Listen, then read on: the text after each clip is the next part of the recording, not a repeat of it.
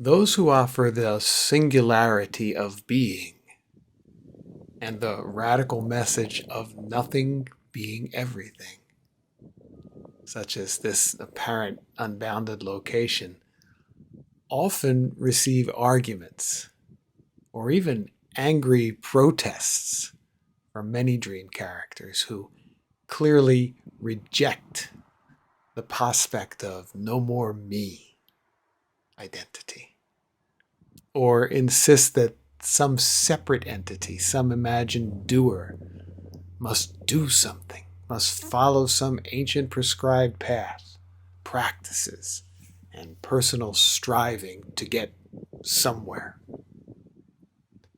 The two topics where these passionate objections most often surface are around missing compassion of the speaker and around giving nothing for the spiritual seeker to do, or some imagined disrespect of all those revered masters or enlightened ones who appeared to lay out an imaginary doer's perfect path. So let's clear those up and in the process clear up some myths about the role of one who has apparently collapsed back into the boundless and is merely celebrating that. One of the things that seems to come up a lot in the absolute spiritual message can be the accusation of a lack of compassion in their teachings. There appears to be a disparity between teachers who, upon hearing the dream character's sufferings or yearning to awaken, quickly supply some steps, methods, and practices to help, and those who offer nothing, simply the pure absolute realization of what is. Nothing to attain and no one to attain it. Simply a dream character who cannot choose or change anything. And there can be an illusion that the former approach is more compassionate than the latter, because at least it gives the seeker something they can believe in, something they can own or do or practice, or some progress they can look forward to making. There appear to be many teachers feeding the hunger of the seeker.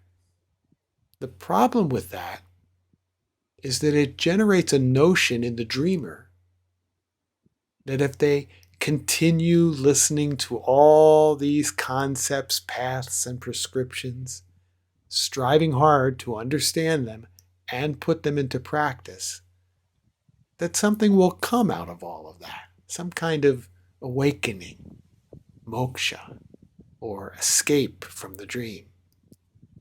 And this in turn creates hope in them. But there is no hope. There is only what is. What is has no hope in it. Because you can only hope for what isn't, for things to change from what is. So, giving somebody hope is actually not compassionate. It's complicit in perpetuating an illusion of a separate someone who never awakens. Now, in this dream of separateness, we appear as compassionate dreamers. So it's natural, when seeing someone suffer, that we would want to ease their suffering and give them hope.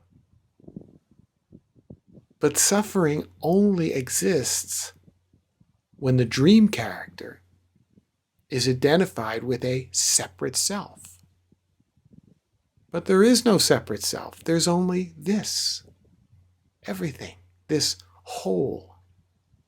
And it includes pleasure and pain, health and sickness, abundance and poverty, good times and bad times. But that's just what is, what's happening. To know one in particular, simply the whole lifing. Suffering only enters when the dream character assigns an illusory personal identity to what is. That it is happening to a someone, to me. So, if I give them hope that they can escape their suffering through meditation, prayer, scripture study, following a certain path, or any other practice, aren't I actually doing them a disservice?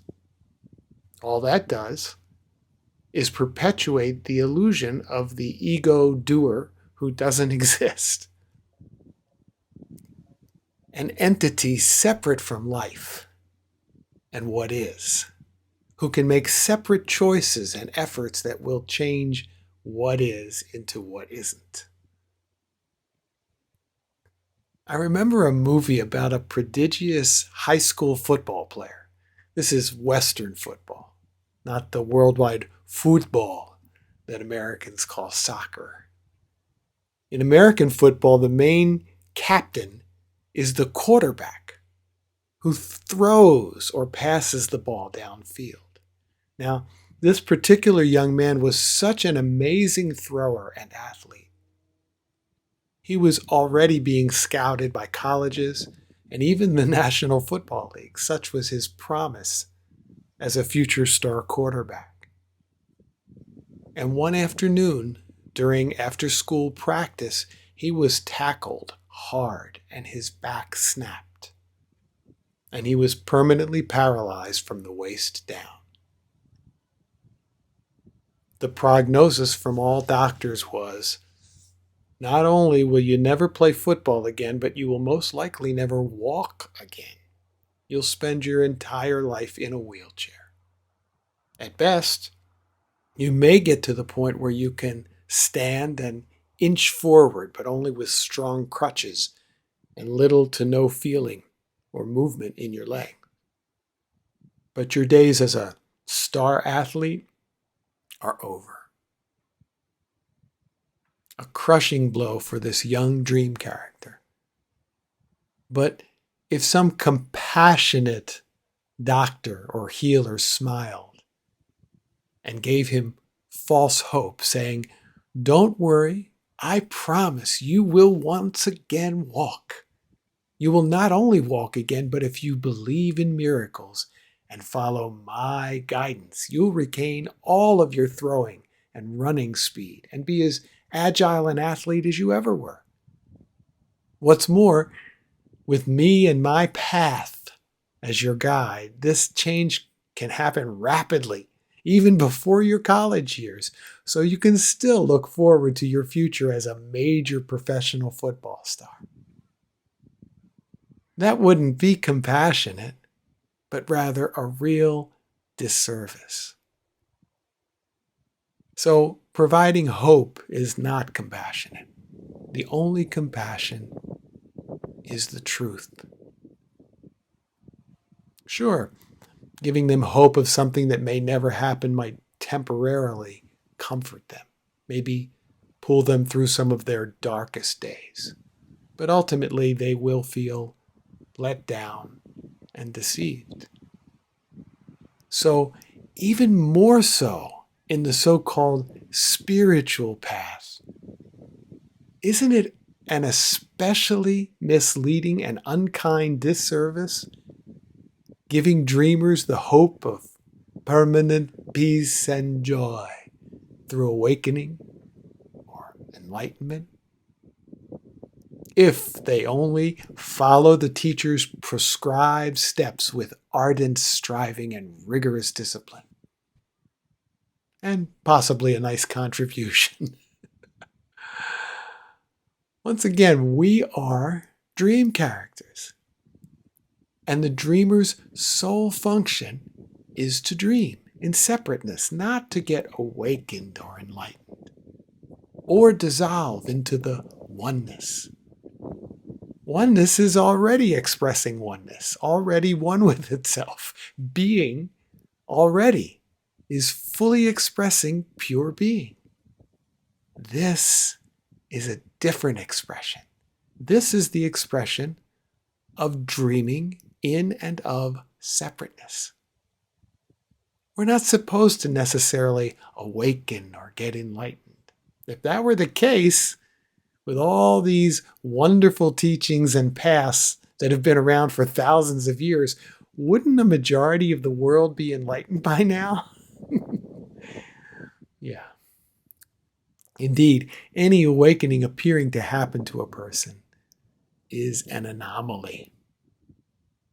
If any of those paths and methods worked for even 1 out of every 4 people, let's say, 25%, then perhaps it wouldn't be uncompassionate or a false hope.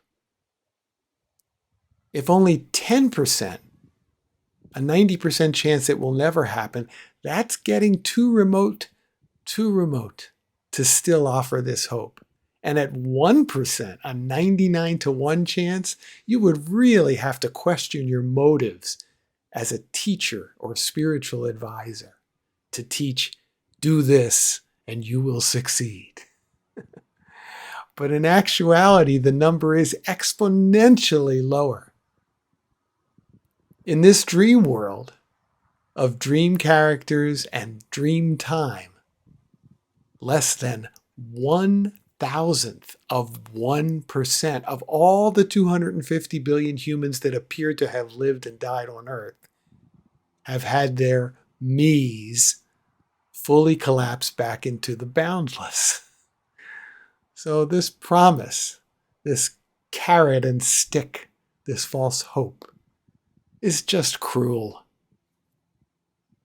And yet, there is this entire revered body of ancient and modern teachers and reams of scriptures and teachings deluding the dreamer in this exact way.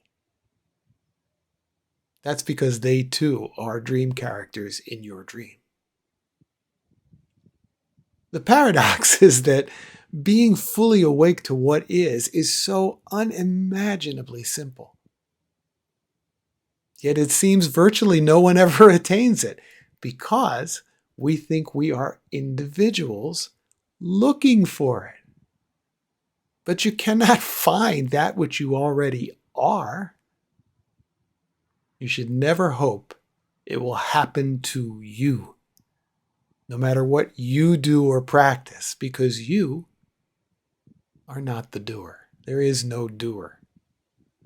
The imagined dream doer can never awaken.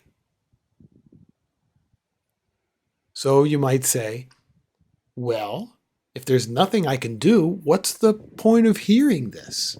Of you telling me this?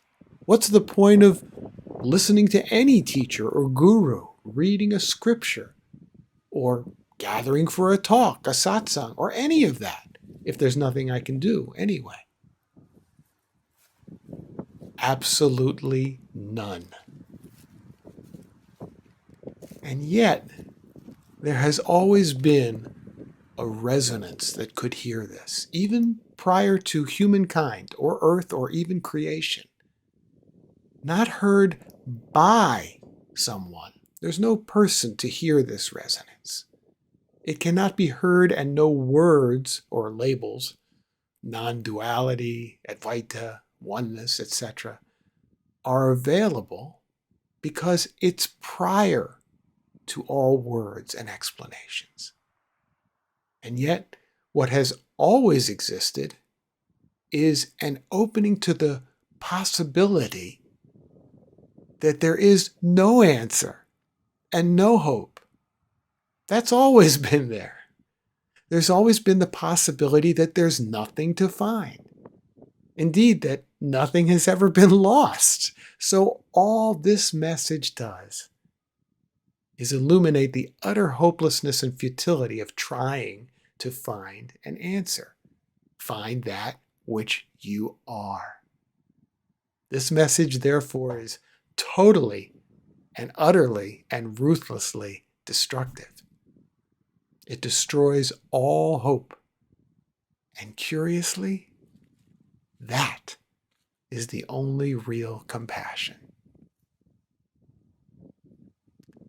We could say the one thing that you can do is live life with absolutely no resistance to what is.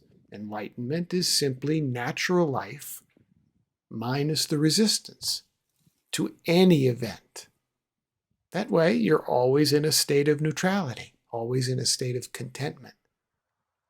But even that would be a misleading hope. Because if you are not the doer, who is going to generate this let go attitude, this surrender? Who is going to somehow shift their mind so that they're always accepting every event without resistance? Even that, the dream character has no control over. Even that would likely give rise to more false hope in the dreamer, that if they can just avoid resisting anything, they will awaken and be enlightened. And since the dream character's basic function is to believe it is separate from enlightenment and needs to get there, it will start seeking and attempting again. What may happen is the planting of a seed, a resonance that may be felt, a reminder of something you forgot or think you misplaced. And that resonance might be, yes, I know this. I totally, completely get this. And that resonance may bear no fruit in the beginning, or maybe the sheer mental or heartfelt resonance with this will appear to generate a new freedom, an intellectual sense of liberation, of life's burden being lifted, a sort of bypass from the dream for a little while. But then, as the dream character dreaming in separateness, difficult challenges will arise for the apparent separate me, where the dreamer feels so overwhelmed the dream becomes the nightmare. And you can no longer say, I totally get it, this is a dream. But a seed might be planted, and you may just be walking across a park one day, or sitting on a chair, noticing another chair, or on vacation eating an ice cream cone. And then, wow, a radical, unexpected shift. But you can't hope for that. There's no hope. And surely you can't expect it. There is no hope because this is already whole, complete, and immaculate. There's nothing to attain and no one to attain it. And that message is the ultimate compassion I can show you. Thanks for listening. See you soon.